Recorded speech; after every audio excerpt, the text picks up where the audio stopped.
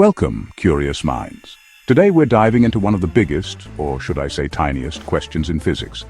Is matter infinitely divisible, or is there a fundamental limit to how small things can get? For most of human history, people believed that you could keep chopping things up indefinitely. Take a cookie, break it in half, then break that half in half and keep going. Simple, right? But then, the ancient Greeks came along. Democritus, who was basically the first atomic theorist, long before science was a thing, said, "Nope, there's the smallest piece of everything, and I'm calling it an atom." Of course, modern science proved him only half right. Atoms can be split into smaller particles. And then came quantum physics, which said, wait, we're not done yet. Scientists discovered quarks, which make up protons and neutrons, and leptons, which include electrons and neutrinos. So naturally, the big question became, can we go even smaller? Here's where things get weird.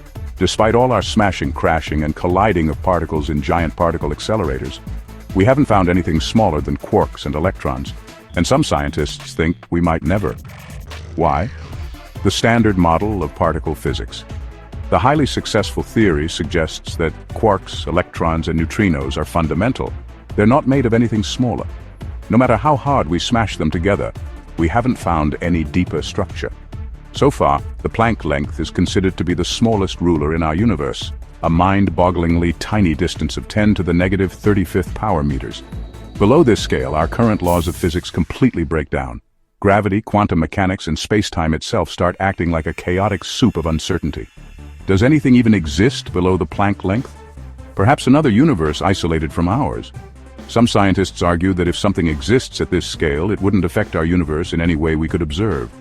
Imagine a secret world where things are so small that they have zero impact on our reality. It might as well be magic. If it can't interact with our universe, does it even exist in a meaningful way? So, is infinite division just a math fantasy? Many physicists believe infinity is a great mathematical tool but not a physical reality. Why?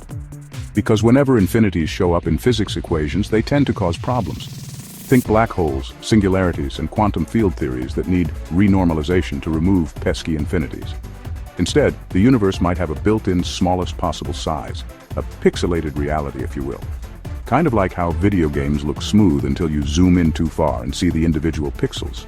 Maybe reality works the same way. While we can't prove that there's nothing smaller than quarks and electrons, science never sleeps. If new discoveries show our universe's smaller building blocks well, then we'll just have to make another video. Stay curious and don't try breaking things into infinity at home. It might not work, but it'll definitely make a mess.